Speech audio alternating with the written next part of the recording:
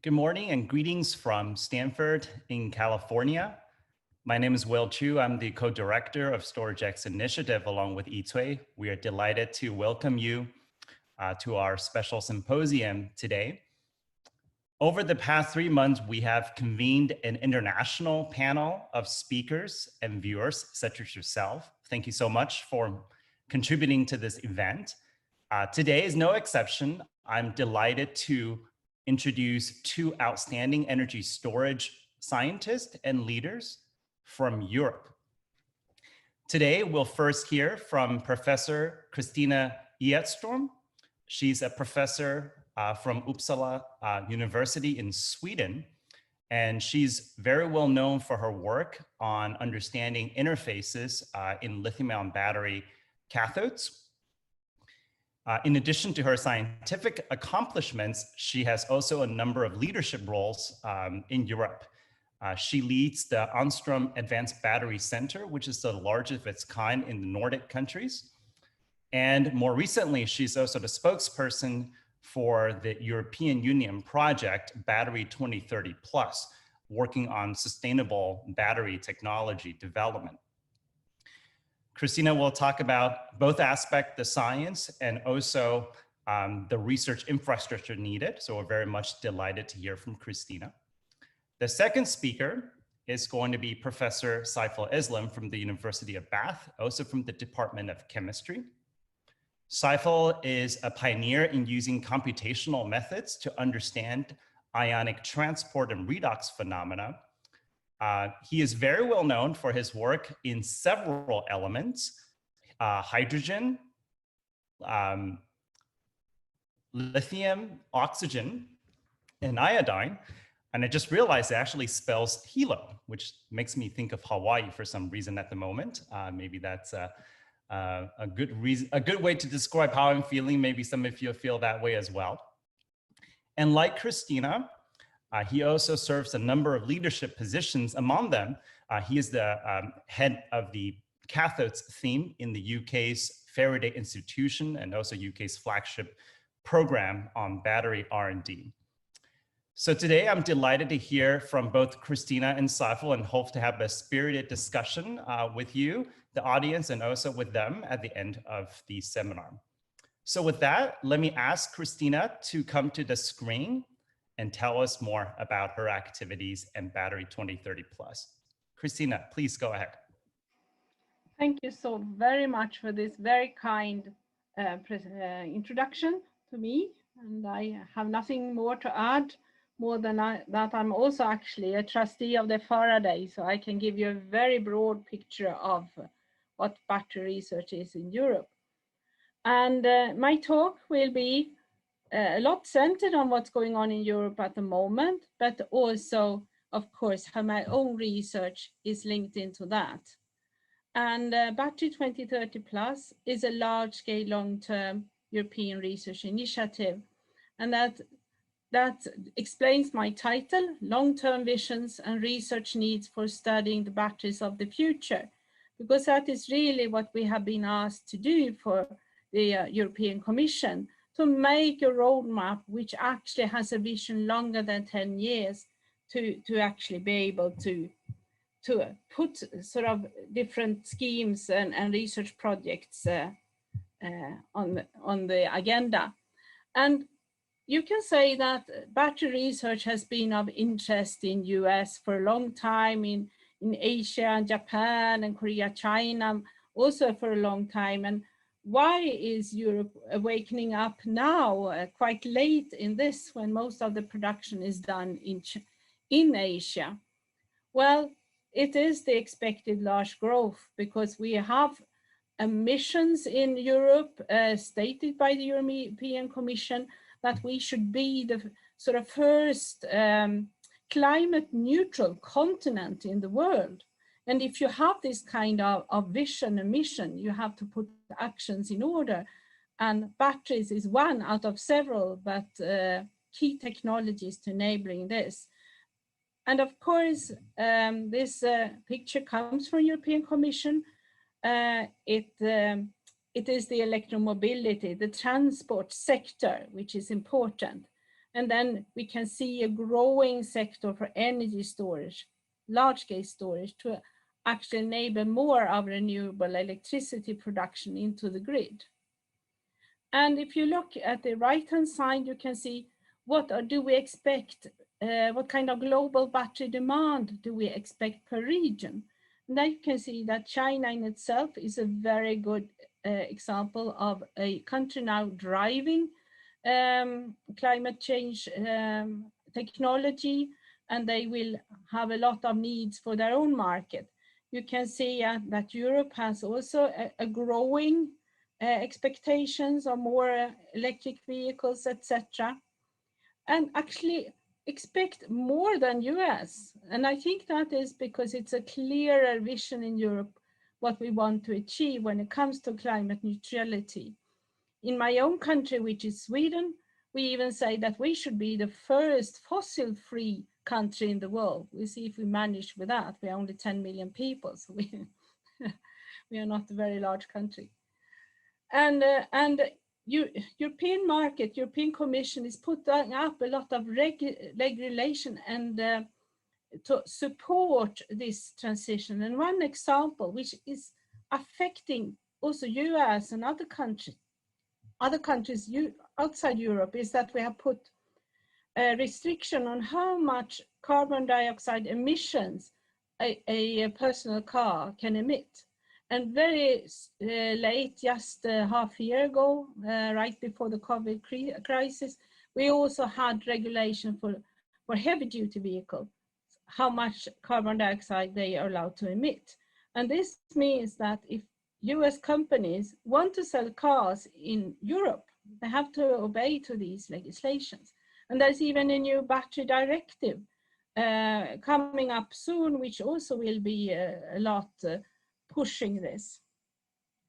But if you look at this, especially here, that Europe is still a quite small part of the whole world and the expectations for the whole world, that became a worry a few years ago that the number of battery cells available for European companies, especially the automotive companies, that's a strong industry in Europe, that they were not strong enough to on this market to really safeguard enough of battery cells to really make this transition.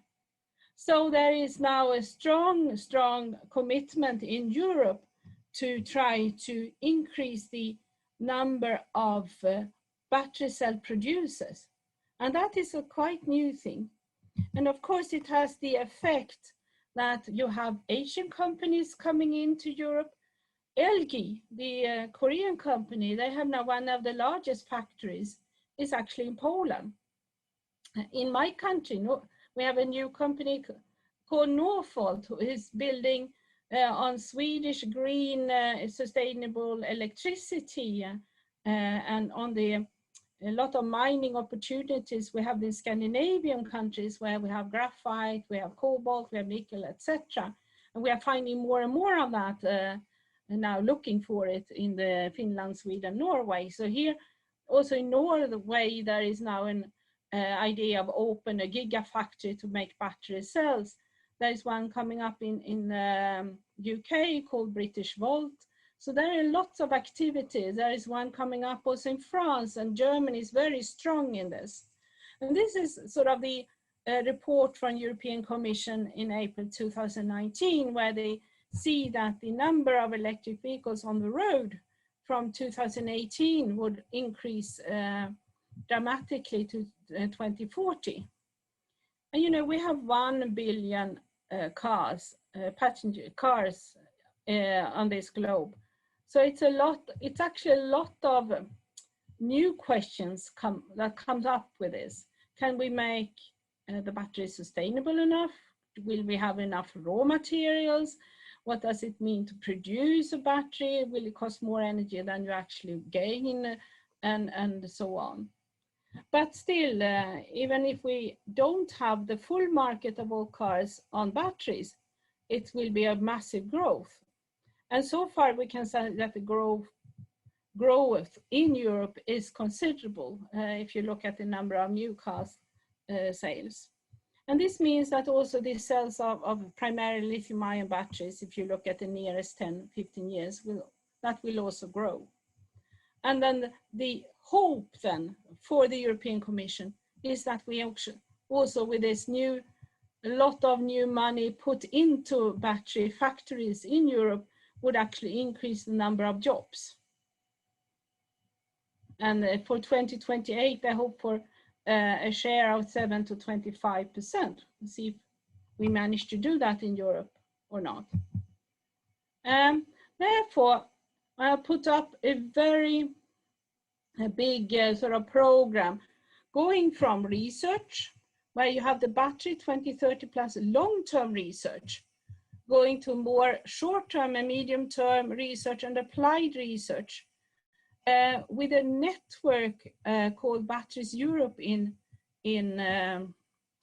Europe, where you have all the sectors represented. You have the long-term research, you have the advanced material group, you have a recycling group, you have a sustainability group, you have a digitalization group, you have also a group for transport applications, another one for large-scale applications, working together to put up the frameworks for different funding schemes for Europe. Since I am then the director of the long-term research for Battery 2030 Plus in Batteries Europe, I also try to push that we need to have long-term research at the same time as we have more of the industry related issues. 2017, there was something called European Battery Alliance, EBA, launched, and this EBA is actually collecting all the companies in Europe that have interest in batteries. So there you find the mining companies, the materials companies, the automotive companies, etc. And they are also putting up schemes now to try to work together cross-sectorial to work. And one outcome to that is that there are industrialization programs and regional programs, innovation funds put into this. So a lot of investment money going into this. And now we have the COVID, and what that means for the funding of these schemes is still a little bit unclear, but you can see at least that the thinking is that we should cover the whole value chain for batteries, but also the whole value chain, you can say, from research up to industrialization, and have that in parallel.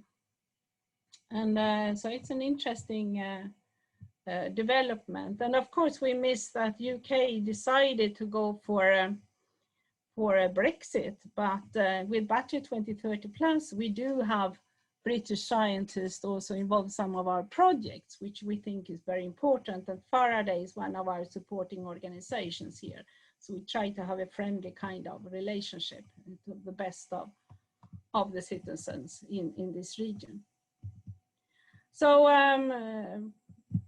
it's a lot of political things, but the politics have got the industry with them. And I'm very happy to see that we now are trying to launch a partnership in Europe, where the Commission actually decides on a pot of money to support this area for at least 7 years. So you don't have to have these fragmented, scattered things, but really put it together. And this is worked out now. It's not finalized. I hope the decisions will come now in September. And we don't know how much money it is, but at least this is the work we're doing. Europe has worked on a strategic energy technology plan with a special action for batteries. And I think this is sort of the European vision now, that we should work for different generations of lithium-ion batteries. I'm sorry that this picture is a little bit blurry, but it was not better from the source I got it. So it's, at least I can tell you that in the nearest time, we expect new generations, what's called 3B and 3A, 3B, etc. And that is based on different cathode materials. And it's not secret that Northvolt in Sweden will go for NMC 811. And of course, it's graphite silicon anodes. And then it's a question if we can increase the nickel content even further, and also increase the silicon content even further in carbon.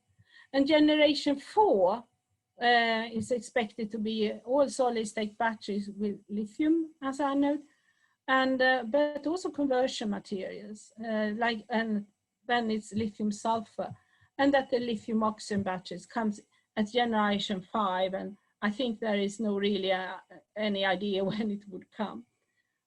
So, but in this sort of European roadmap for what chemistries are coming when, we do miss out on the sodium ion, the redox flow, multivalent, etc., etc., and you can fill that list with more chemistries if you wish.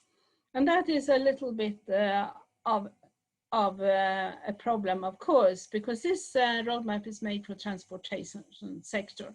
But I can tell you that in Battery 2030 Plus, which is this large-scale initiative, we want to invent the batteries of the future. And that means that we can include all these battery systems.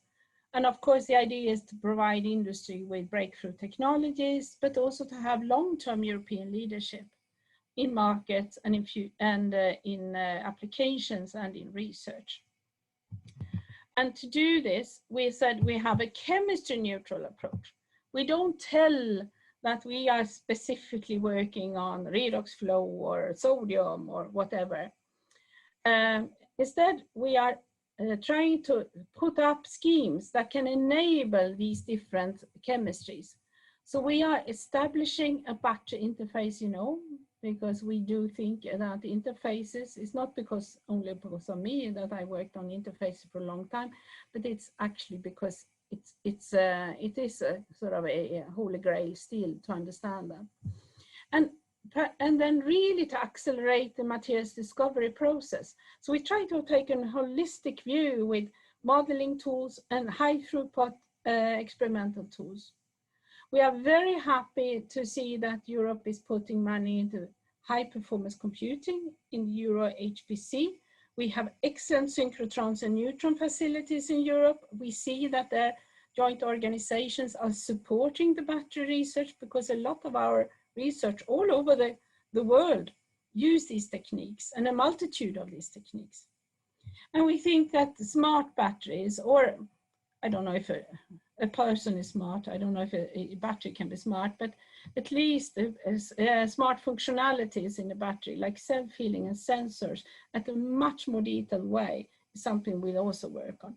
And of course, when you do these things, you have always to think about safety, regulatory issues, cost-effective assembly, etc. So you can say that the Commission said they want us to be in this segment, materials, new materials and concept, low energy cell production, manufacturability, recyclability. And the reason for this is that one wants to promote production of batteries. So that is where you find Battery 2030 Plus. And just to say something very quickly on our biggest project, we have now a project portfolio. People have put together consortia and applied, and it has been an open, transparent process. And we will start with our projects 1st of September. And our biggest is an autonomous platform for accelerated discovery of future batteries. Of course, the materials genome in the US that was started many years ago been instrumental for this, but trying to get it further and to make it more holistic, also involving really the high throughput experiments hand to hand. And it's Theis Wegge in D2 in Denmark who is leading this, and we have industry involved. And that is something really interesting, because if you want to do work on artificial intelligence instruments, etc., you need a lot of data. And we have industries that can provide a lot of test data and so on.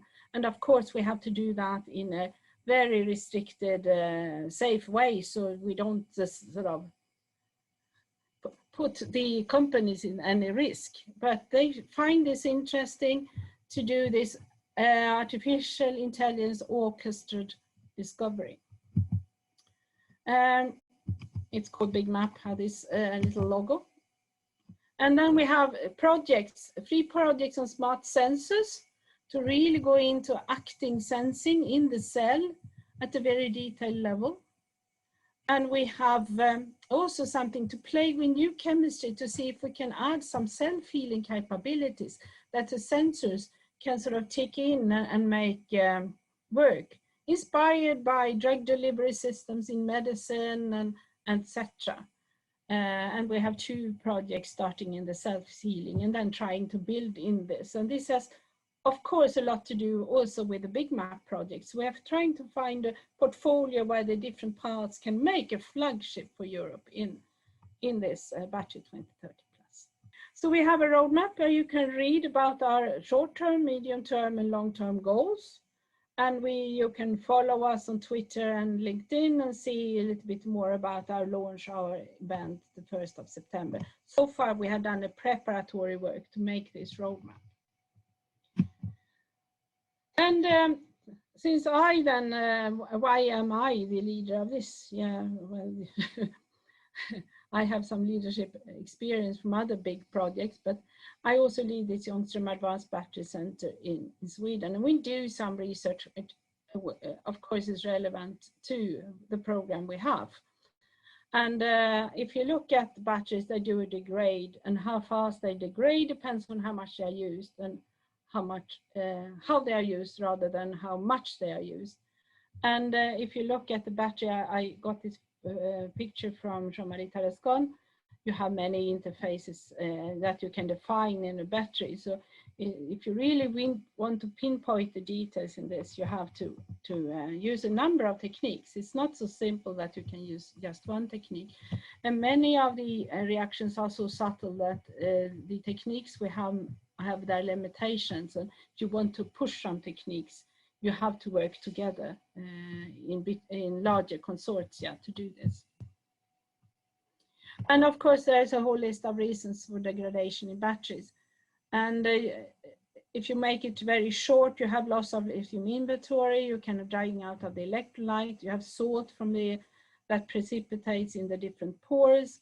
And if you get lower lifetime, you get, of course, lower capacity, and it has to do with the bulk structure, the interface structure to the different components, what operational window you have, impurities, etc., etc.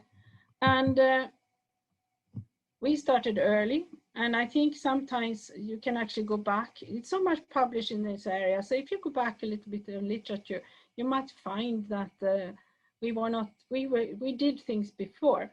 This is an example of a model system where you compare just the salt LiPF6 in the same kind of solvent as LiBF4 at room temperature. And the LiPF6, you get a really nice smooth layer of very small crystalline lithium fluoride. I get a bit of larger chunky ones for LiBF4. They can both cycle well at this temperature, no problem. If you increase the temperature, you get larger, chunkier crystals of lithium fluoride growing in the polymeric, mushy organic compound. And but still, it's fine to cycle LiPF6 electrodes without any problem. But for LiBF4, you get even chunkier ones. It looks like you really break apart this organic covering mushy layer, and it fails to cycle at 60 degrees.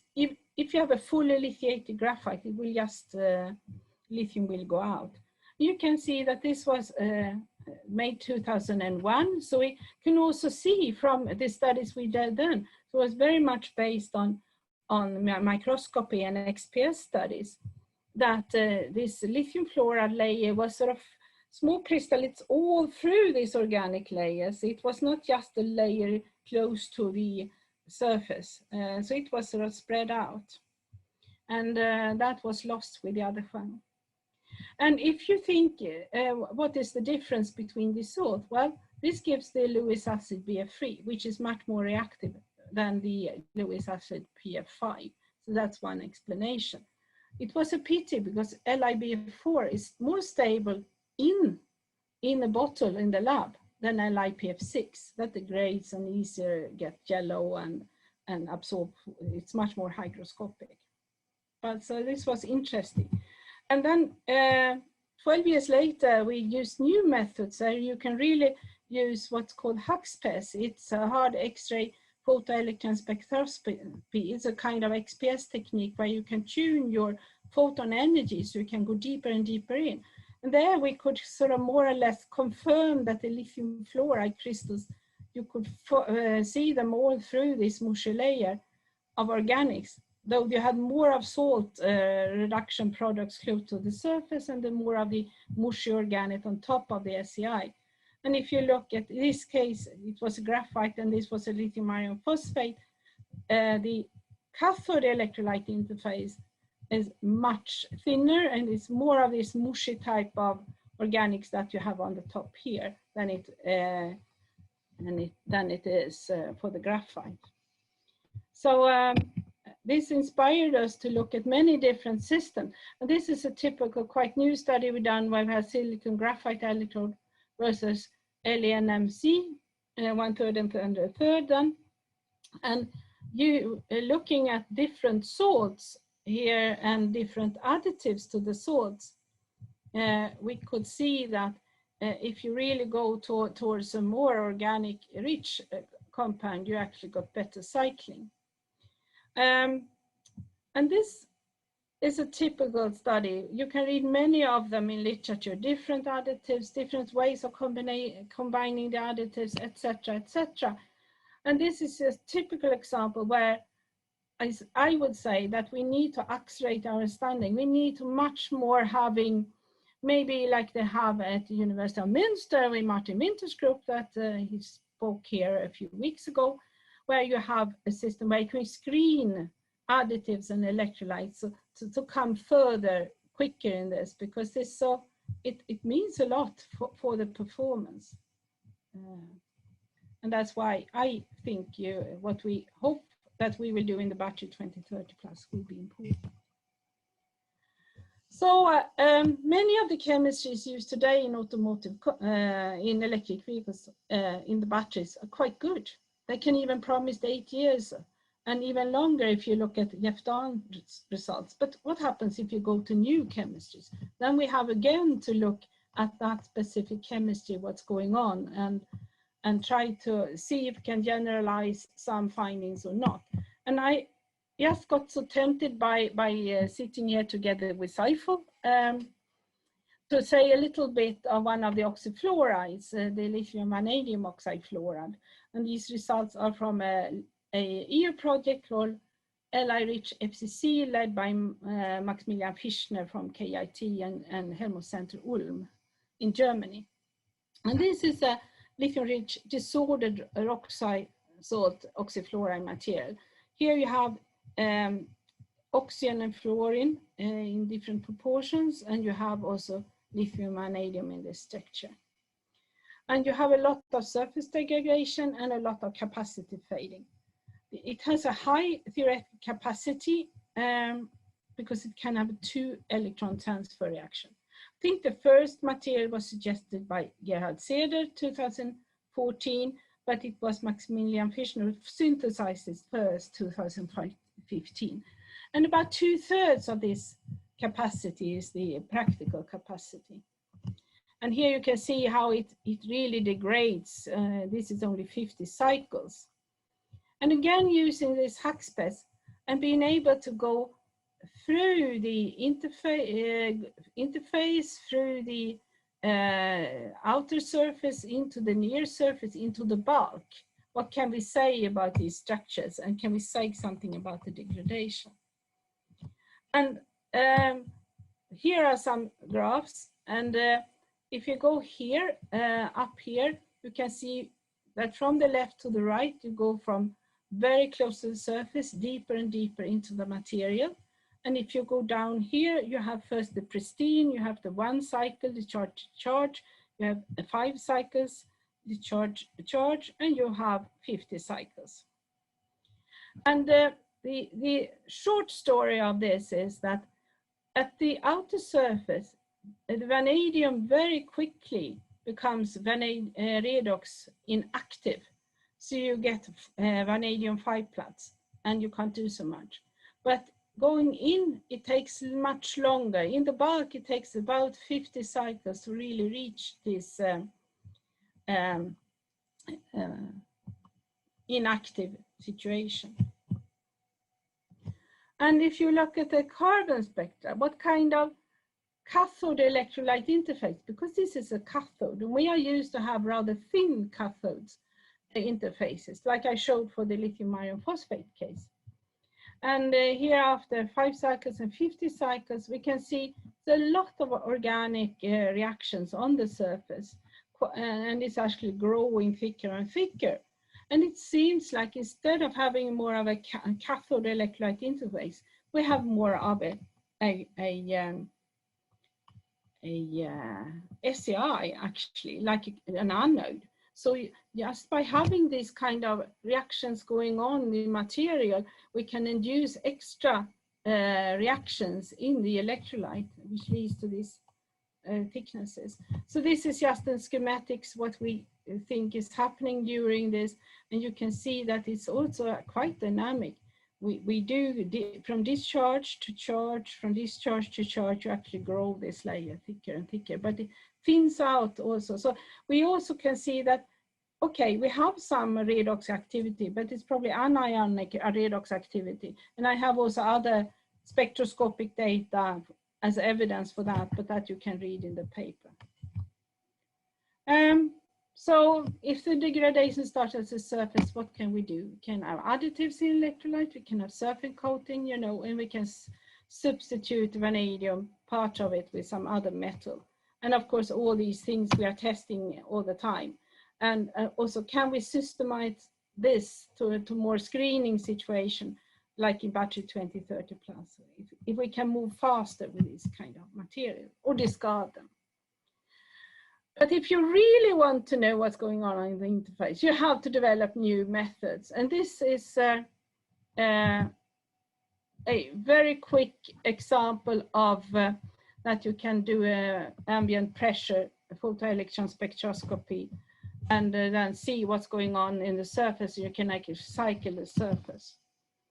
And I was going to end my presentation now. I know I have very little time left, by showing, though, if you, some of you from industry, but this is just not esoteric research as such. It's actually be used to understand commercial systems.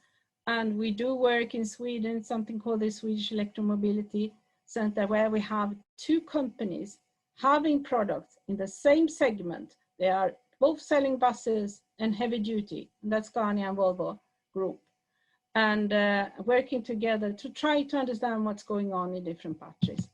And this was just the first charging station study with a big prismatic cell of the NMC versus graphite, commercially made, cycled by the industry in a controlled way, where we had actually post-mortem studies and looked at and made different kinds of analytical, used different characterization methods to really look at the different parts of the electrode. And you can see that it's actually the yellow rows that you roll out from this prismatic cell, that you have almost like mechanical differences and different colors in these materials. And if you look at these cells, they failed already between 2C and 3C in how they could handle fast cycling, and the internal resistance grow dramatically to 2C and 3C, even worse for 4C. And the question is, of course, what is the problem? And the problem is a lot what's going on at the different parts, that you have some inhomogeneities that you can show with this kind of surface techniques when it comes to the amount of fluorine you find for the different cases, and also if it's at the edge or the center or center mid, halfway into the electrode, etc. And this can give you some kind of information. And if you relate that also to the mass changes, you can see with C rate, the mass changes actually drops for the negative electrode, while they are rather constant for the positive. You can see that the thickness of the surface layers grow up to 3C and they drop. And you can see that porosity also changes and then drops at 4C. And if you put all this data together to some kind of conclusion, you can see that the cycle life drops dramatically between 2C and 3C, 4C. You can see the graphite impedance increases until it drops to 4C. You can see cell swelling being rather constant, and then choof to 4C. So we have actually different mechanisms dominating at different charging rates. So you have an accelerated plating at 3C, not a surprise. Everyone knows that with high speed cycling, you get lithium plating. But at 4C, you don't have only the plating, you have actually extensive gas evolution also. So that contributes to the large cell impedance. And then you get exfoliation and accelerated lithium inventory loss point to the graphite electrode. And of course, going back to the battery 2030 plus ideas, this kind of knowledge we also need to accelerate. So just by summarizing this, that now 1st of September, the battery 2030 plus starts, and we have more than 100 partners, and it will be an interesting experience for Europe. Is this the largest program in Europe? I would say at the European level, it's one of the largest. If you look at some of the countries like Germany, they have national programs that are even larger than this. But this, to be a European effort, this is long. So thank you so much for listening to me, and I hope you have many questions. And so many names and funding agencies that I need to thank, but I would particularly like to thank the people at KTH and the automotive companies in Sweden and Germany, and my colleague in the interface group and at KIT for this materials you have seen in this presentation. So thank you. Christina, thank you very much for the wonderful talk and also for your leadership and service to the battery community. I know this is a huge amount of work. So we have many questions covering different aspects of the talk. So maybe I will start with the scientific ones. So these are questions that our viewers have sent to us. So the first question is on CEI versus SEI, on cathode versus anode. It's been shown that the SEI on the anode can be very heterogeneous. It could be very compact in some places and very extended in others. Yeah. Is the same true for cathodes? I think you were hinting at that. Could you discuss briefly the heterogeneity, maybe in the thickness, in the morphology of CEI on the cathodes? I think that's a very good question, because if you keep to a voltage range, which is sort of okay for long-term cycling of a material, you see very thin layers on the cathode. But as soon as you want to change something, you change your potential window or you go to higher speeds when cycling, you start to form in heterogeneous reactions. And it seems in some cases that you even might have some crosstalk of components between the different electrodes. It is a very, very tough chemistry. You are very reductive on one side and very oxidative at the other side. So I think my example of this vanadium fluoride, oxyfluoride compound shows that it's not so simple as just saying, oh, we have a thick one on the anode and a thin one on the cathode. It's very much dependent on how stable also the bulk structure is and the surface structure of the compound. And you know, I didn't say that, but vanadium can of course also corrode and actually react and be transported from the electrolyte onto the graphite side if you don't have proper interfaces or coatings and so on.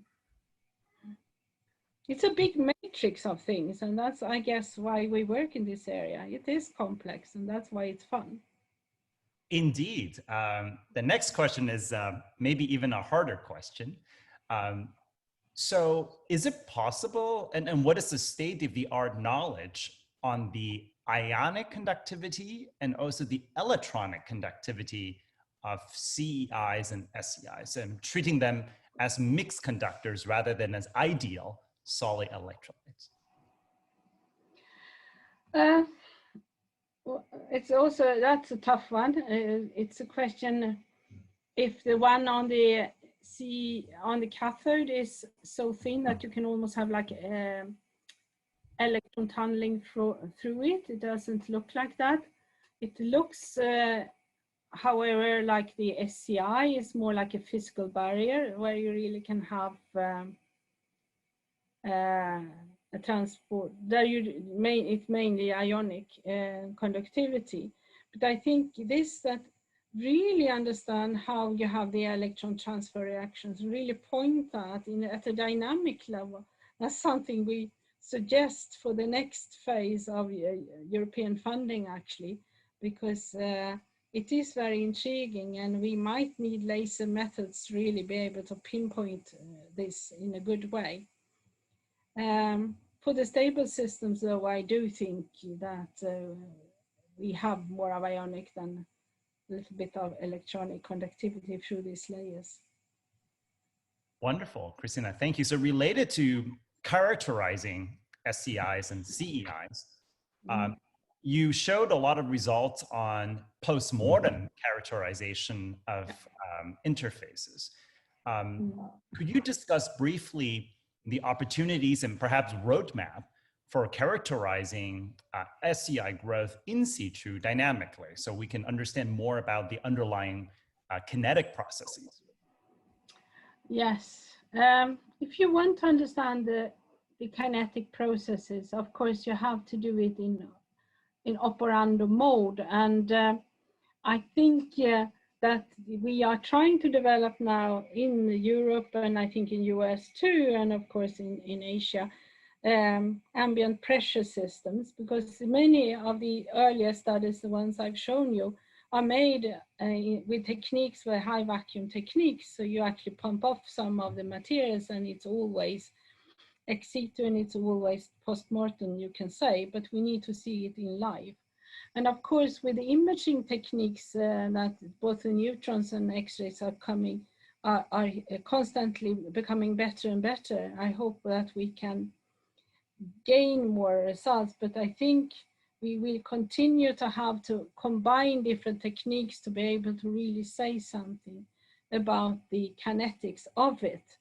I mean, our own studies, I just blurred over it, where we have looked at droplets of electrolyte on metal and see if we can cycle it and so on in a spectrometer at ambient pressure, shows that it's, I think it confirms a lot that the SCI is a physical barrier.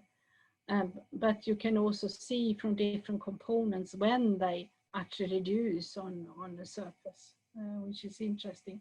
So I think we need to continue to work on these techniques, and we are not there yet, but so we have a lot to do together to solve the characterization part for the next generation of studies. I couldn't agree more, Christina, and I'm glad that you're also now deciding, where the money goes. So this is very exciting to see some resources go into this. My dream is always to be able to have the ultimate spatial resolution and time resolution that goes from, seconds to years. I know that's impossible probably, but one can dream, and I can watch the SCI grow as the battery ages. I don't know. We'll see if that can happen. So maybe we have to have these dreams to push a little bit forward. We have a saying in Sweden: if you can't reach, you have to aim for the stars so that you can reach the treetops or the tops of the trees. Yes, indeed. Very inspiring. Let me just ask one final question on the details, and I want to zoom out a bit to some broader questions. So there's a final question on the importance of fluorinated chemistry for silicon. So it's sort of generally understood that as an important aspect of forming a stable SCI for silicon. You show some results that did not involve fluorinated chemistry for the additives, the ALIBOB and also VC. So the question is, if you can comment on why that works particularly well in that particular combination. Yes, there were a lot of things I didn't tell you. I think the how you make your electrode is very important, and you have also a lot of carbon in this electrode, of course, that helps to sort of cover this SCI, you can say, also for the silicon.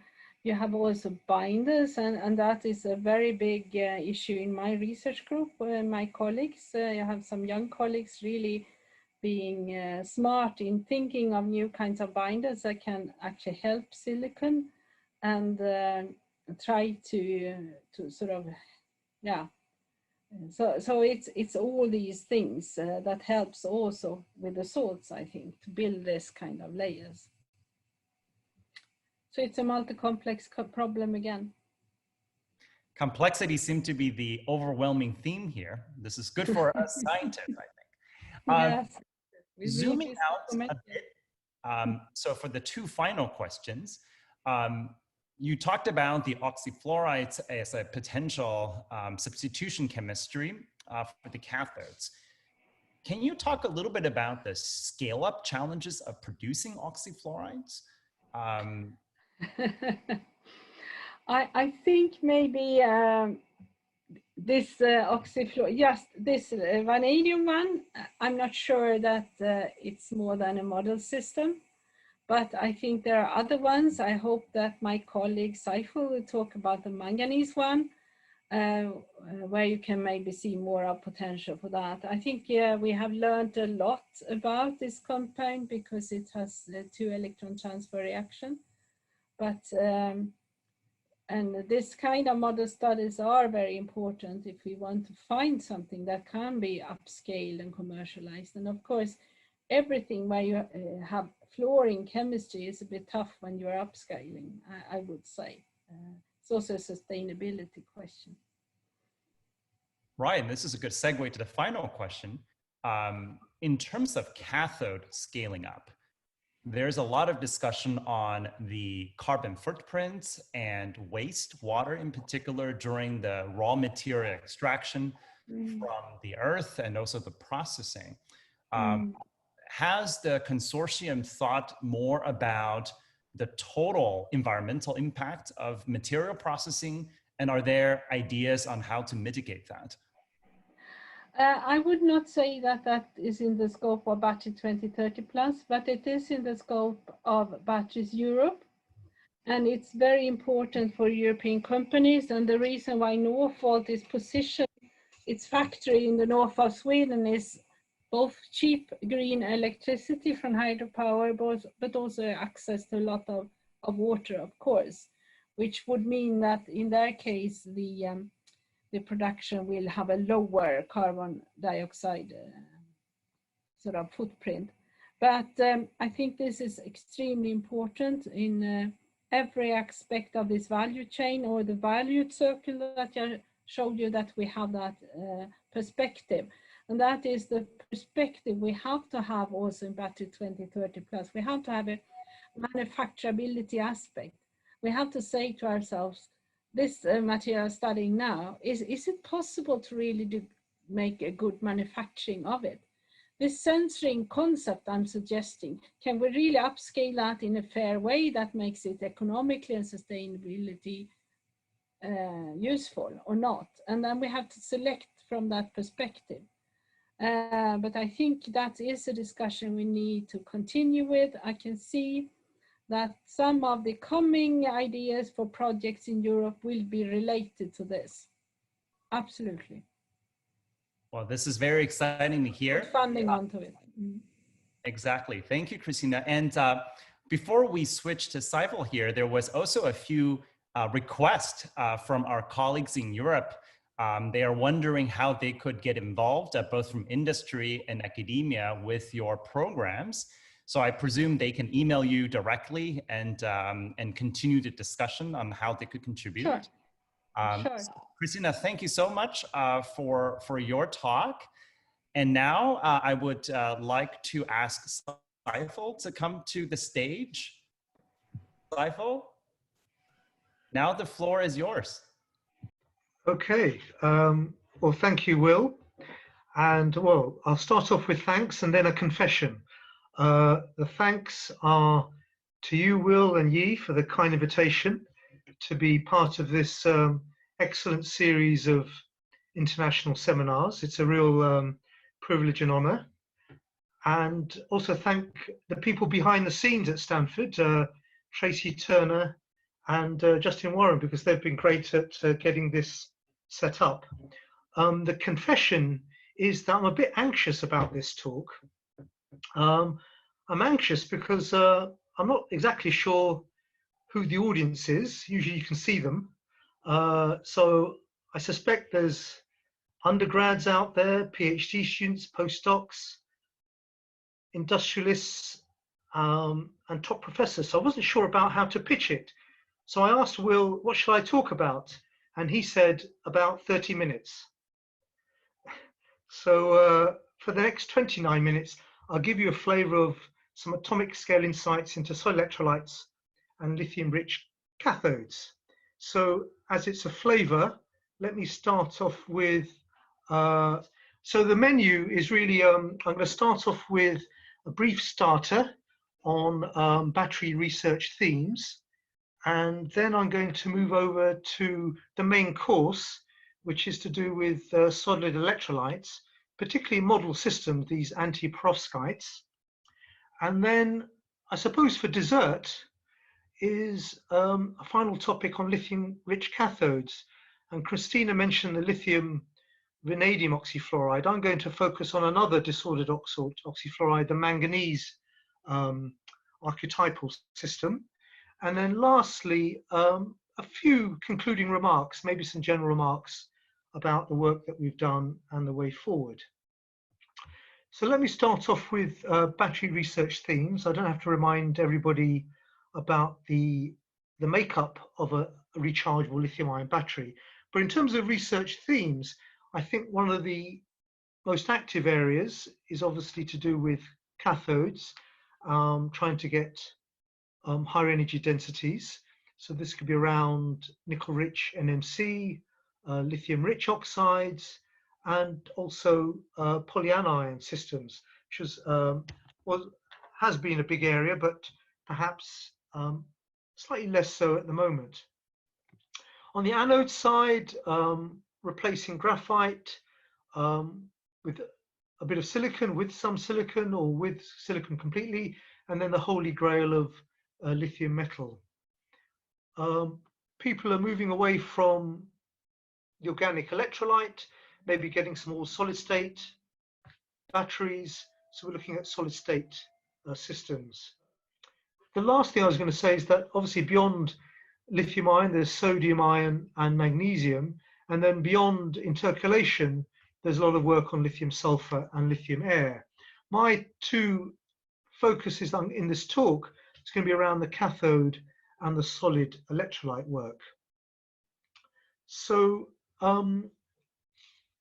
it's known that if we want to make major breakthroughs, major advances, we've got to think about new materials, perhaps new concepts, and a deeper fundamental understanding. I mean, in a way that, as a materials chemist myself, that describes my research philosophy. And the way we try and understand those materials is a synergy between modeling and experiment. So largely modeling work at Bath, linking up with experimental collaborators at Bath and elsewhere on synthesis, diffraction, electrochemistry, spectroscopy, microscopy, a whole range of different techniques that were discussed partly in Christina's talk. I know it's old news, but I really wanted to acknowledge the Nobel Prize in this area. And I said finally, because it's long overdue. I know people have been lobbying for John Goodenough to get this prize. For those not so sure, John Goodenough is the one on the left. And the one on the right is an actual president who believed in science and scientific evidence. The other prize winners we acknowledge is Stan Whittingham, a good friend and colleague, and gave an excellent opening talk to this international series a few months back, and Akira Ishino from ICO in Tokyo. So I just want to acknowledge the Nobel Prize and congratulations to all three of them. Let me move on to the main course on soil electrolytes. The context first, I think we know that soil electrolytes have the potential for greater stability, safety, energy density if you combine it with lithium metal, and lifetime, I suppose, as well. But there are issues. The issues to do with conductivity in the solid state, transport mechanisms, interfaces, not only within the electrolyte, but with the electrodes. And within the electrolyte, it's grain boundaries, which I'll touch on briefly. There are a number of families of materials being looked at. Probably the most studied have been the garnets, the LLZO. We've been looking at some antiperovskites, lithium-rich antiperovskites, and the one with the highest lithium-ion conductivity, the one on the right, developed by Kanu in Tokyo, is the lysicon, the thiolysicons, based on LGPS, lithium germanium phosphorus sulfide. So that has the highest lithium-ion conductivity to date. We've, together with colleagues at Amiens, Christian Mascalier, our PhD student Theo, and Piero at Bath and James at Bath, now at Singapore and Newcastle respectively, we managed to publish a review article end of last year in Nature Materials, and we were fortunate enough to get the cover image as well. So if you're interested in a general review on the fundamentals of inorganic, that's in that Nature Materials review. So let me move on to these antiperovskites. So they're interesting materials. They were looked at by Zhao and Damon a few years back. They found high ionic conductivity, around 10 to the minus 3 Siemens per centimeter at room temperature, relatively low cost materials. John Goodenough has been looking at them, and various others. There have been some debate about the levels of conductivity and their migration barriers. And some of the debate revolves around the possible grain boundary resistance.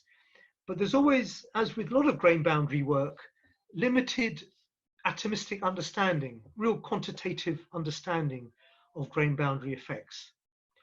The perovskite structure is, I'm sure, is well known to most of you, if not all of you. What I find fascinating about this structure is the antiperovskite. So here, the center of the octahedra is occupied by oxygen. The corners of that octahedron are now the lithium, the cations, and right at the center, the A site, is the large halide, the chloride ion. So that's why it's an antiperovskite. So in ABX3 formula, it's ClOLi3. So the starting point for our work was to do with modeling the, first of all, the grain boundary issue, sorry. So this is just a schematic of the electrode and some particles, and a schematic of a grain boundary. And as I said, the atomistic structures for a lot of these new materials aren't well known. We thought we'd start off the perovskite because the perovskite oxide grain boundaries are better known. There's some debate about the migration barriers. Some of the calculated barriers in the past have been considerably lower than the experimental values. So we wanted to understand that. And there's been some work on the oxybromide analog where they quote, grain boundary contribution dominates the total impedance.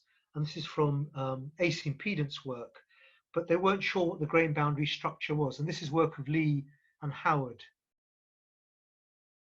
So our starting point, and this is work of James Dawson and Piero Canepa when they were at Bath. We can construct from simulation different grain boundary structures. We can actually look at what's called the coincident site theory, where we can look at different orientations. So that's just showing on the left a schematic of how you might form a grain boundary structure.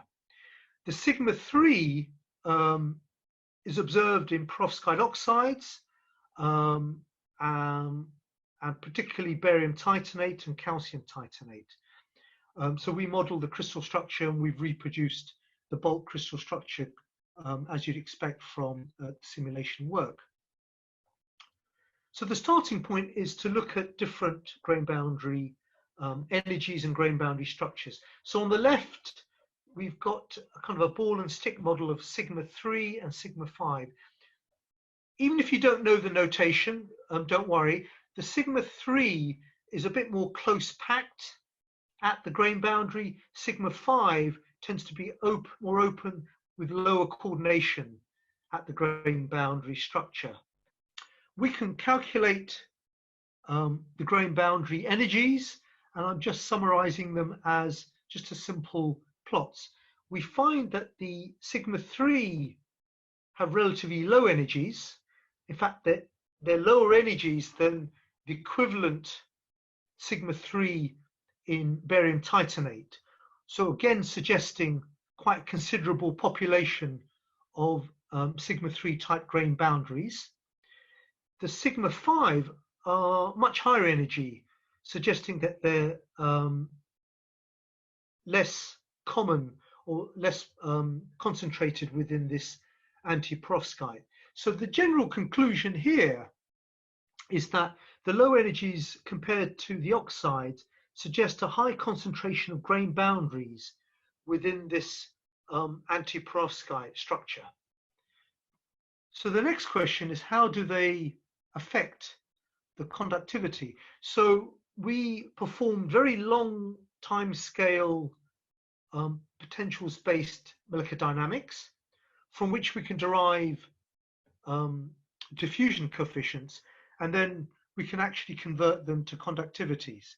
So let's look at the Arrhenius plot. So this is the Arrhenius plot, the classic log sigma t against 1 over t. The pink line is the experimental data from Howard's group, and the black line is our calculated bulk value, which we've extrapolated down to lower temperatures, and the dotted line are the sigma 3 conductivities from the grain boundaries, which we've extracted. So a few things you can see straight away. Our calculated bulk does not accord in terms of slope with experimental value. In fact, the migration barrier is about 0.3 eV from the bulk, whereas it's 0.6 EV experimentally.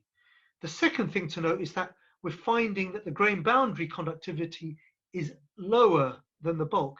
Again, not again, but showing that there's, would expect, significant grain boundary resistance.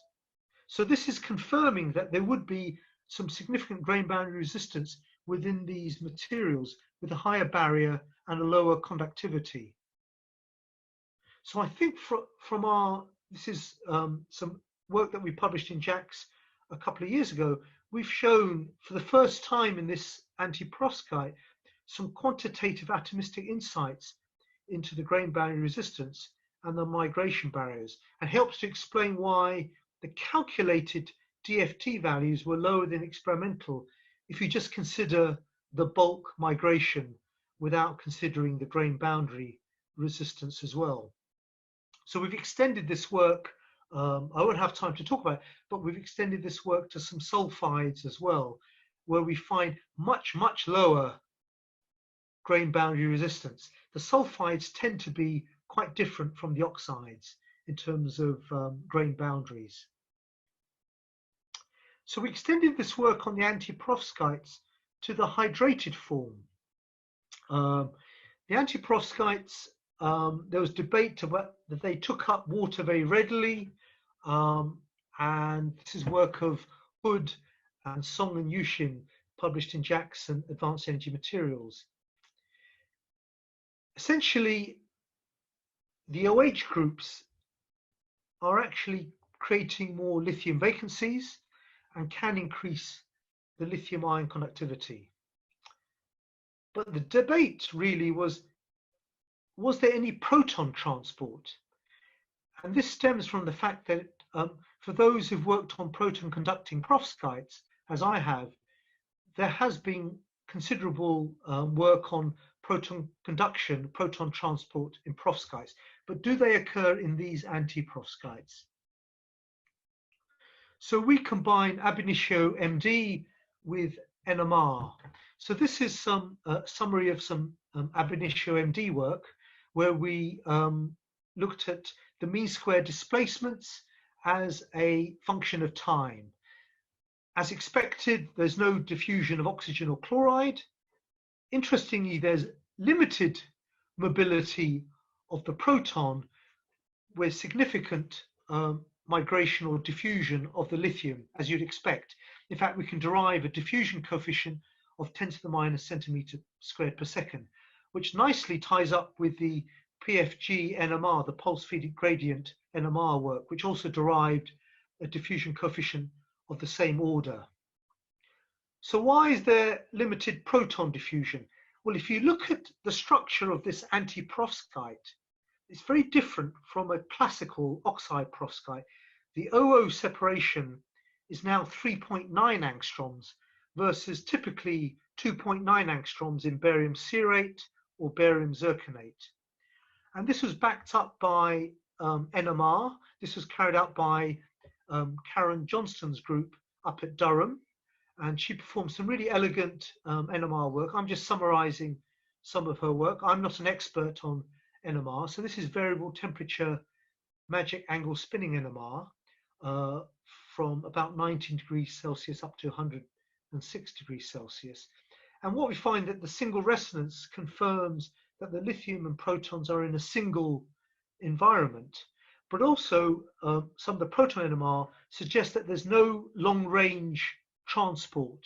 It's very much local diffusion or local mobility of the proton from the proton NMR.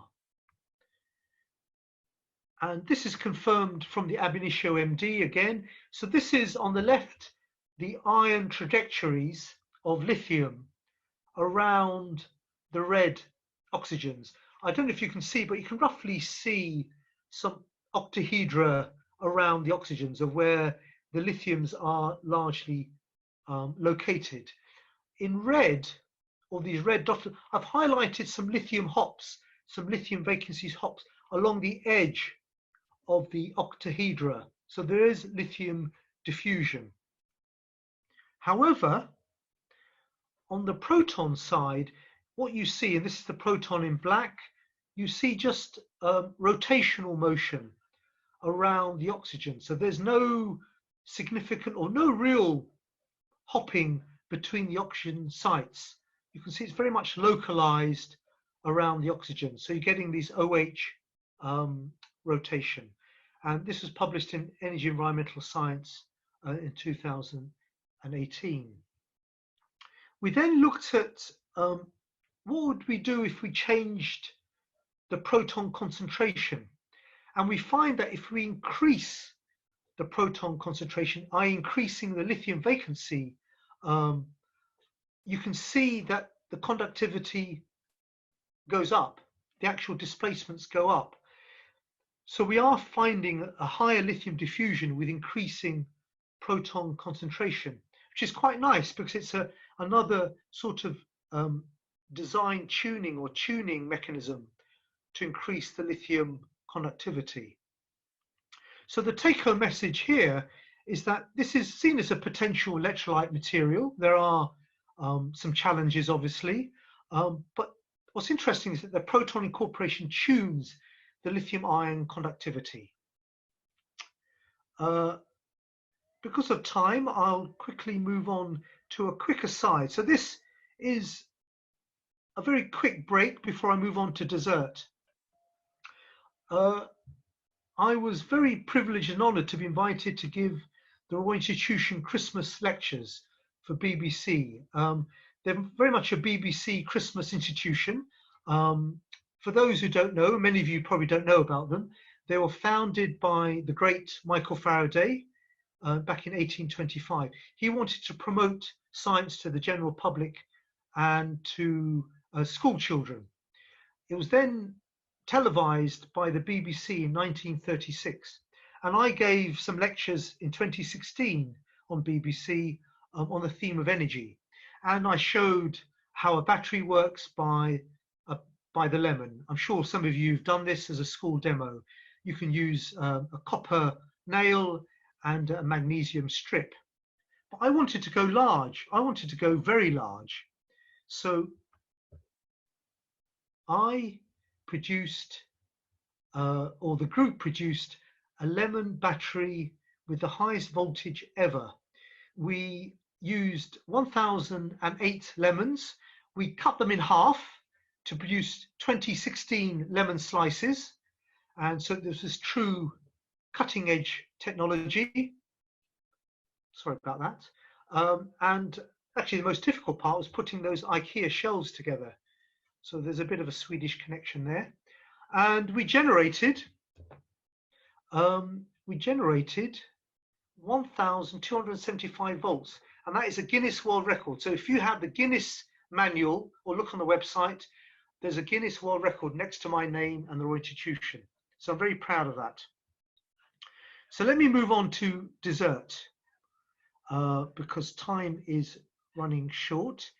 And this relates to the flagship institution, the Faraday Institution. This is the UK flagship, I suppose, research program on battery materials for electric vehicles.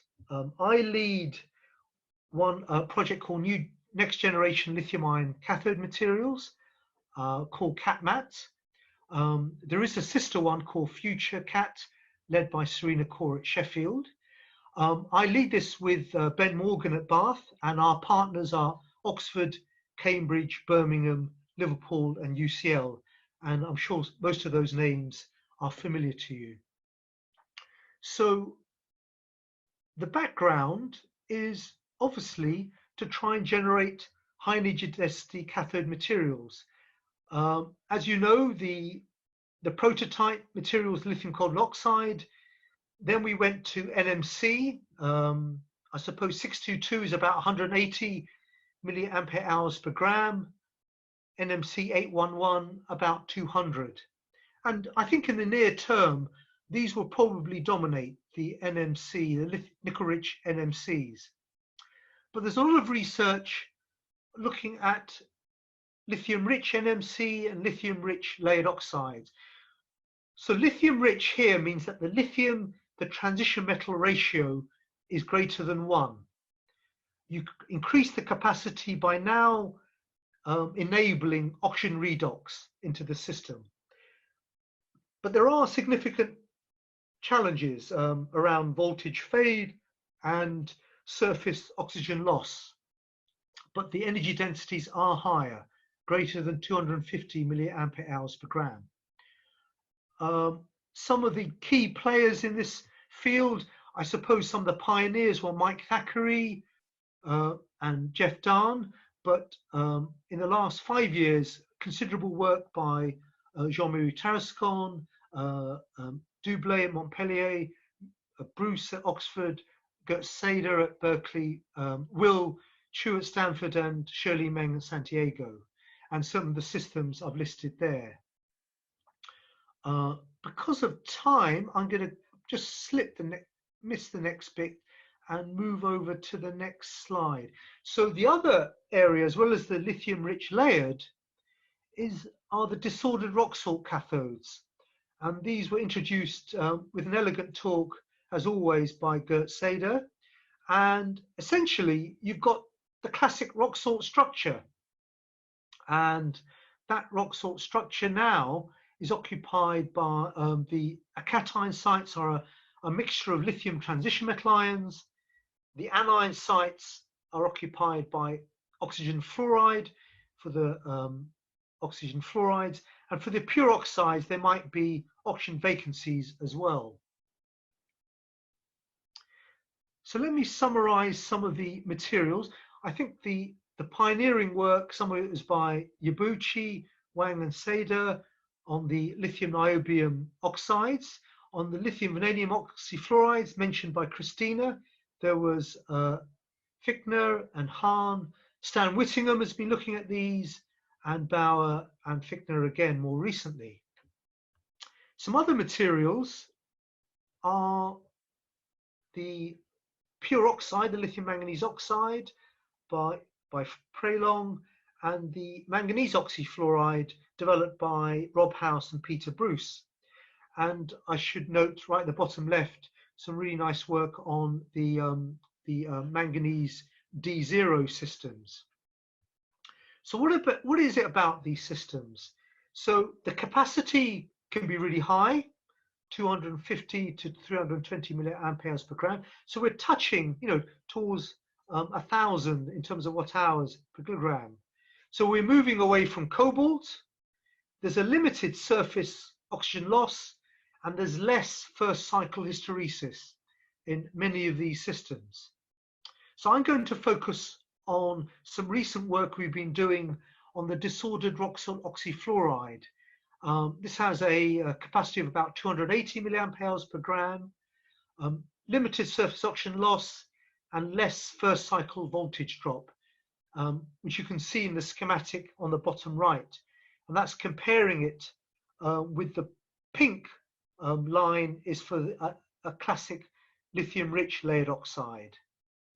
So the questions really for this material is, what is the manganese oxygen redox, and how is the local coordination, and is there O2 formation?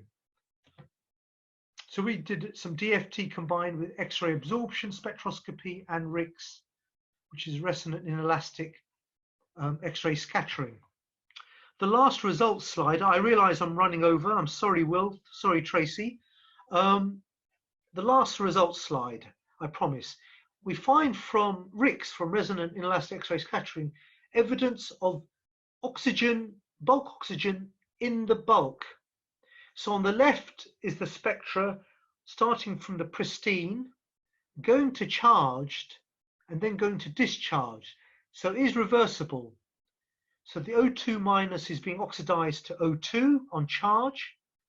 That molecular O2 is trapped in the lattice, and then the O2 is reduced on O2 on discharge. This is under ultra high vacuum conditions, and we've done it at different temperatures. So there is no evidence of beam damage either. So that's the take-home message for this oxyfluoride. So let me conclude. I might quickly go through. Let me just show all of them, and then because of time, I could just talk through. I hope I've shown you that you can look at some complex materials at the atomic scale. I've talked about grain boundary effects, lithium transport and proton diffusion in the perovskites, anti-perovskites, and I've talked about manganese and oxygen redox overlap and bulk O2 in the lithium-rich oxyfluoride. And I apologize for perhaps rushing a bit at the end. In terms of the last slide is just a thanks. You can look at the names there, and if you're interested in more details, there are some of the publications and the funding bodies on the right. And thank you for your attention. Thank you. Saiful, thank you so much for that. It was a very heavy meal. I think now we have to digest a bit, perhaps cognac or brandy or whatever you drink. So let's see. You so scientific. Some branded Fair Institution mug. Terrific. So the first question comes from Christian Mesquelia, and he is asking, what are some of the sodium-containing anti-perovskites, such as sodium-3 OBH4? Can you discuss some of the opportunities for solid electrolyte for sodium using the structure? Yes, so, well, thanks, Christian. I think, well, we've both been involved with looking at sodium-ion conductors. Early on, looking at, I suppose, Nasicon type structures, which are the most well established in this field. And I think there are some interesting results on the Na3OX antiperovskites. They don't show as high mobility as the lithium analogues, but there's some debates that Christian and I know about on the BH4 type anion in there, whether it is actually promoting a paddle wheel or promoting high sodium ion conductivity. So the simple answer is yes. I think there's considerable scope to explore the space on the sodium oxyhalide antiperovskites. I don't think they've been optimized, but there's a lot of work to be done. Thanks, Saiful. Maybe a few more questions on solid electrolytes before we move on to the electrodes. So there's a question on the stability of the solid electrolytes. So you showed this very nice interfacial transport at the tilted boundaries. So the question concerns the stability against corrosion, for example, at the potentials of the negative electrode, for example. Can you discuss a bit on that? Yes, I mean, we haven't specifically looked at that, but the question is absolutely right. It's a very important question about, I think if they're alluding to the stability, particularly against lithium metal, then yes, I mean, it is a big challenge, and that there's a lot of work. I know some elegant work, for example, by Jürgen Janik and Peter Bruce, looking at that, I suppose, degradation mechanisms and also void formation at that interface. I think it is an important area because ultimately, in terms of a practical solid state cell, you need to deal with those lithium interfacial issues. As I said, we haven't looked at that specifically ourselves, but it is a key issue. So I guess maybe building on that a bit more, that question, are there indications that the grain boundaries in particular are less or more stable as a function of the misorientation against lithium, for example? That's a good point. I mean, the mechanism of that lithium penetration into the electrolyte is an interesting area. I mean, whether it's dendrite formation in the classical term called dendrite, so could those lithium penetrate within those grain boundary structures, for example? I don't think we've seen that ourselves, or whether they're penetrating into other microstructural defects within the grains, which aren't grain boundaries as such, but others. And I know there's some interesting work. I think Yet-Ming Chang at MIT has been looking at that. So to answer your question, Will, about, we haven't seen any evidence from our work, anyways, many simulation work of lithium dendrite or penetration into the grain boundary itself. But I suppose you can't exclude it either. Yeah, I think it's going to be very interesting to think more about that. Maybe one last question on the fundamentals of ionic transport in the antiperovskites. So you showed this very nice picture of OH ions and lithium ions moving through the same material. Could you comment on the extent of correlation between the two? Are the rotation of the OH somehow cooperative or inhibits lithium transport? Oh, that's a lovely question. That's the kind of question I love.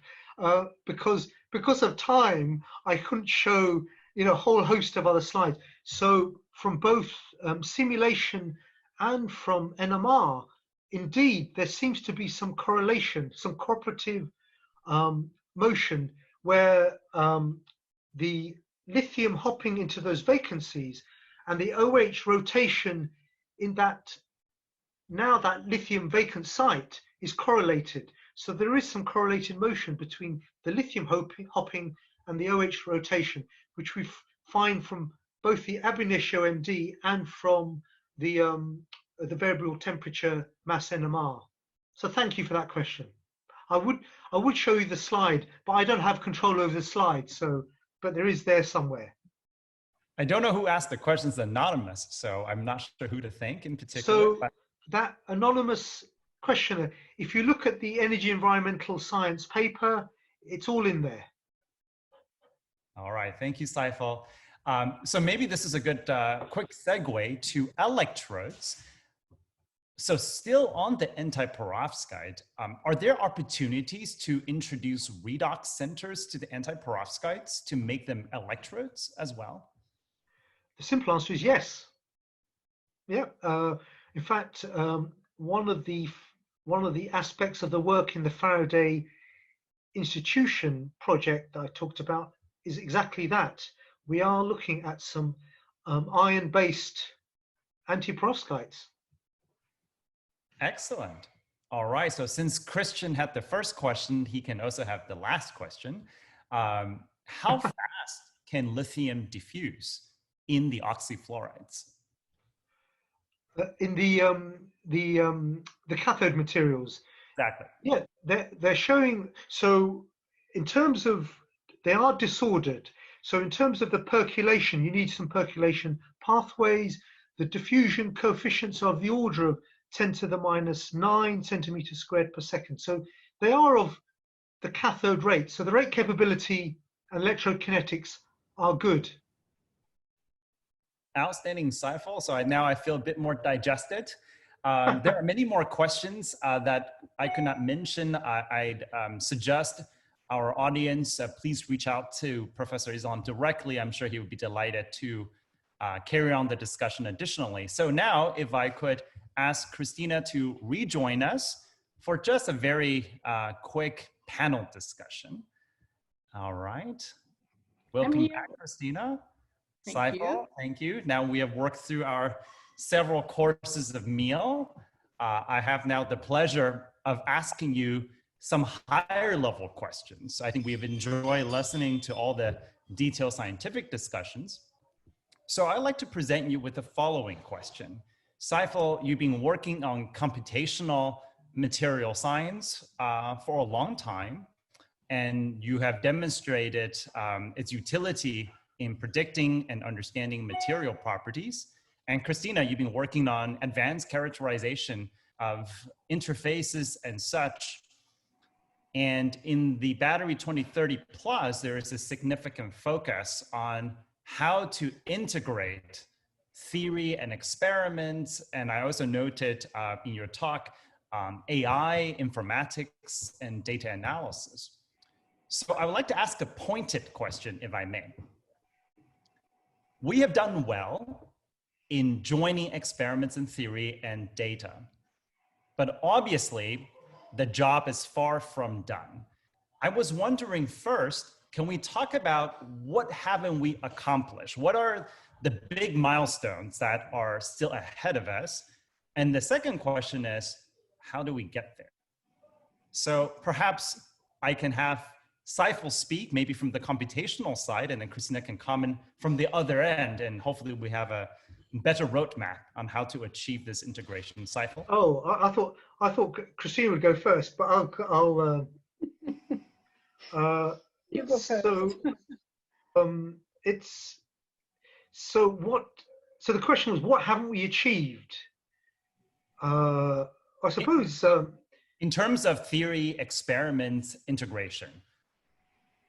Oh, in terms of theory, there's a lot of, obviously, there's a bit, on the positive side, there's been a lot of integration and synergy between computation experiment, as you cite, Will.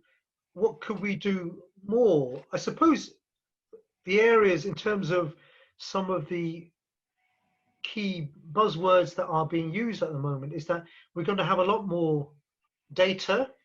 So there's going to be, can we achieve that kind of data mining, and whether it's through machine learning tools or other tools, much more rapidly, and whether that rapid integration with high throughput synthesis, high throughput experiments could be integrated.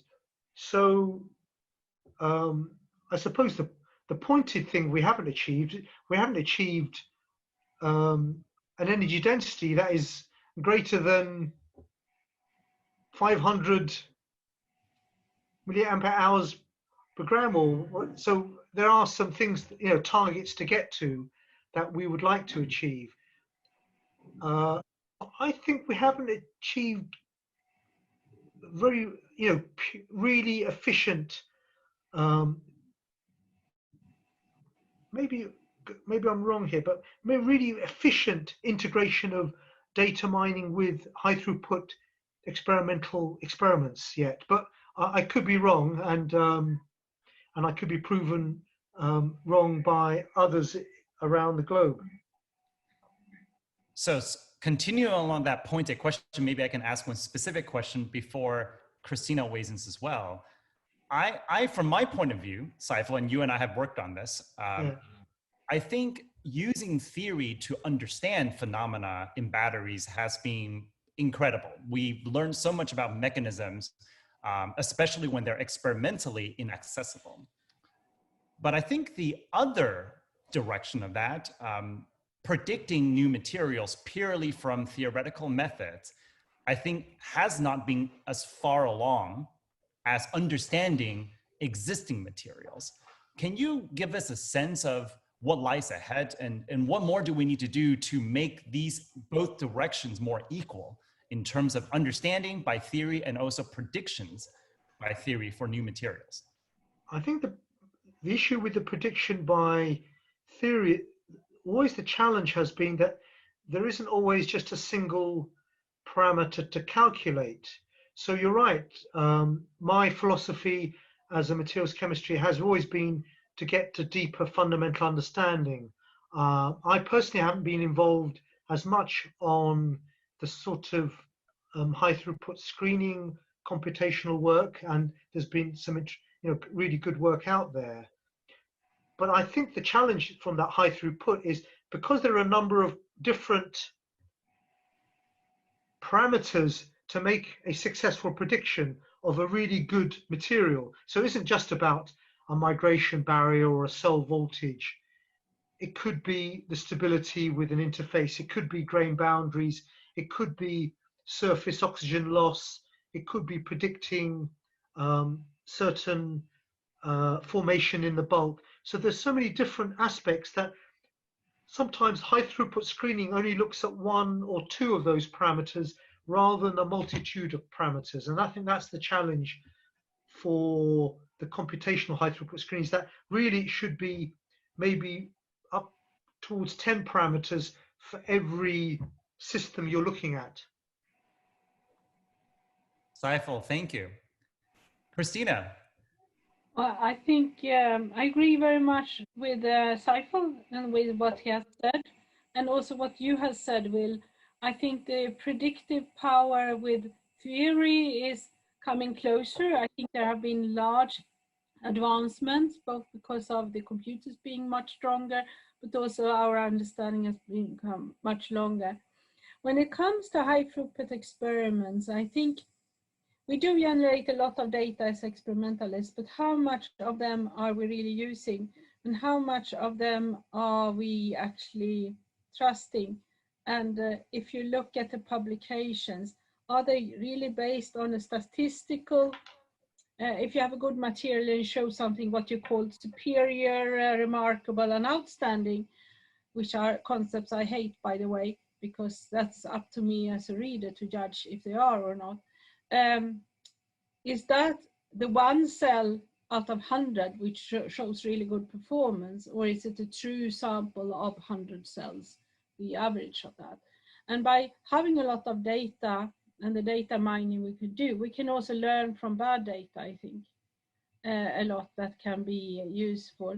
And with the robotics that we're developing, we might also start to be able as scientists to have labs where we can screen a lot of this matrix we need to have. I agree with Saiful, there is not just one parameter you can look at, but you can try to bake it down to model systems and then increase the complexity of a system, to look at it. And I think there are embryos at different universities now building up. I mentioned Martin Winter's electrolyte robotic laboratory at University of Münster as one really good example in Europe, and I think more is coming in that direction. And I think also with the there is a great interest from the synchrotron and neutron facilities in Europe to also be part of this, developing their tools that you can screen a lot more of batteries that maybe have cycled for a long time to really be able to show what's happening in the beginning of a fresh battery, what's happening at the end of this battery with different kinds of tools. So it's a very exciting future, I think, to try to build this together in a way we haven't done before. And I think the predictive level of theory has made it. We suggest this material from theory, we test it, is it possible to synthesize or not, and then you go back to the table and do some more modeling, come up with something new, and you don't know if you can synthesize it. So if you can build that to a loop system in a better way and loop these things much faster by using all the data we generate, I hope we can take a step forward. Because my private philosophy is that yes, lithium-ion batteries will be in applications for a long time. If we need to have them for transport sector, we might need actually to have other battery chemistries for other applications because of the lack of raw materials, etc. And that means that we have to also make other batteries to work better and come to the same level as we have for the lithium-ion batteries. I'm thinking of sodium, I'm thinking of redox flow, we can think of the multivalent, etc. And there we have other kinds of issues with the chemistries and this complexity that we have been talking about this few hours now when we have met.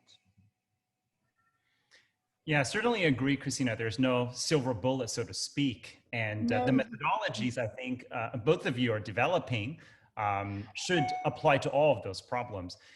Maybe to conclude, Christina, I have now another pointy question for you as well. You spoke about the opportunities to work more closely between industry and academia. And you specifically mentioned this data sharing. Industry indeed generates significantly more data than in academia, but it is not open. And if I just look at, for example, the efforts on battery cell level modeling, the number of open data set is really tiny compared to what is available out there. Sitting from where you are at the leadership of Battery 2030 Plus, what are some of the key ingredients you think to get industry and academia better connected in terms of data openness? And obviously it has to be done on a pre-competitive basis. How do you give incentives for everybody to open up in order to achieve the greater goal of accelerating R&D? And again, I apologize for being pointy here, but it would really... No. It's absolutely an issue and an important question and not so easy. But what we try to do in the Big Map project is, of course, to define some certain chemistries where the companies involved can actually make their model cells, maybe not the ones that you have in your core business. My example for the post-mortem system was made by a cell producer, and it was not their commercial generation. So you can actually convince them that they can make some model systems and be part of the modeling algorithm learning curve and how to develop these methods, because I think it's an interest there for the industry because they can use that in their own. I think there are companies already that have made a big library of also publications and try to do data mining through them. So you have to convince the companies that they think this is important and have a clear vision of what you want to do and why you are doing it. And then you can actually find ways of defining the systems. I have my own example with Scania and Volvo at the same table. As long as not it's their core business you sort of try to reveal, I think you can actually find ways of working together. Christina, I think this is a very important and admirable goal. Good luck to all of us as we try to build this. So I'd like to take this opportunity to thank Christina and Saiful for your excellent contributions today. I neglected to mention that this is our 10th seminar. So thank you for joining us. And Justin, if I can have the next slide, please. Perfect. Maybe you can introduce an exciting development in our seminar series coming up next on September 18th. Yeah, sounds good. First of all, let me thank Christina and Saiful for really excellent talks and introducing what's going on in European Union and also. Well, thank you for the invitation and the opportunity. Thank you again. Yeah. Yes, thank you so much. It was a great experience. Yeah, so as Will mentioned, right, we have our 10th exciting symposium series. Starting from the next one, our 11th of event, we are going to move on to a new stage, continue to have a platform like this of academia to come out, but also very exciting, we want to engage industry like in the panel discussion we have. So the first one we are going to launch, that's on September 18. Right, that's our next event. We understand many places are on vacation, so we'll give people a little bit of break. So next event is September 18, also Friday, the same time.